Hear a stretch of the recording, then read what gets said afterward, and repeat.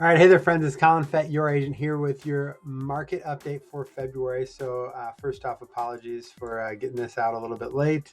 I promise in the following months we'll be on target. So, anyway, diving right into the numbers. This is actually for numbers for the month of up to the end of January, what we're looking at. So, new listings, we had 48 new listings for the month of January.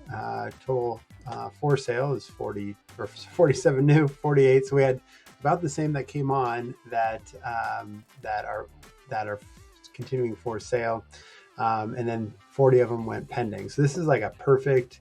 I'm gonna keep talking about this, but this is like a perfect example of like where we're at in the market. We're selling as many as we have basically that come on.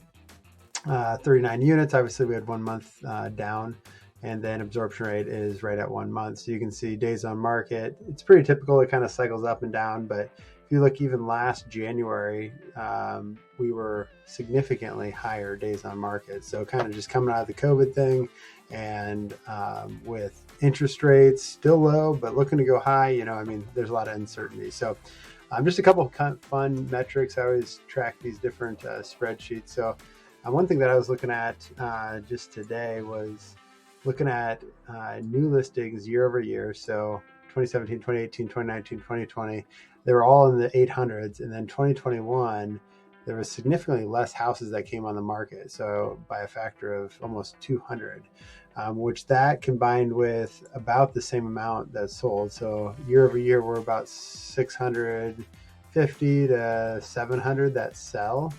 And so, yeah, everybody, I keep the question of what's going on with the market. Well, a lot of the other factors stayed the same, about the same amount of houses sold, but there's just significantly less houses coming on the market. And part of it's kind of a vicious cycle. The less houses that are on the market, like I've talked to many people that want to sell, they want to move, but to get that next house, there's nothing on the market, and they have to have their house sold, so that house is not coming for sale. So what's that mean as a buyer, as a seller? One last thing I'm going to show you is just, again, if you're paying attention to the market at all, you probably know what's going on, that there's like nothing out there. But this is just a crazy metric to run. So typically, so just jumping back here, a normal year, active listings, we're sitting, so 2020, we were sitting in the 100s, 150s. 2019, we were sitting in the 200s, high 100s. 2018, we were almost at 250. So if you just look at just January, 150 to 200. So currently we are sitting at 53 houses on the market. But if you whittle that down and say, well, I don't want there's quite a few that are spec homes that aren't even built.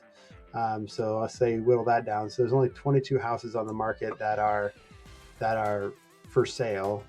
And then if you whittle it down once more and you say, well, I just want a single family home, there's only 14 houses in the market. So obviously this means supply demand. There's very high demand, there's very low supply. What that means, I'm thinking for buyers, if there's any way you can buy sooner, I think it's going to get more and more competitive. We have 14 single family houses on the market right now. I mean, the way, if anything holds true of previous springs, if you look at the market, let's see, sorry, I'm going to ramble a little bit here, but I think it's important. So if you just look at the number of pending in your March, April, May, kind of that order. Typically we'll have about 70 to 90 go pending during that month. You look year over year. And so if you're sitting here with 53 houses in the market and typically new listing wise, April, May, there's typically about the same amount of houses that come on the market that sell, actually slightly less. So typically there'll be 100 or 80 new houses that come on the market in May and 90 that'll sell. And if we're starting with only 50, whereas you look at some of these previous years, active listings, we started with 66. Let's see. So we started with 79 last January, and last spring was insane.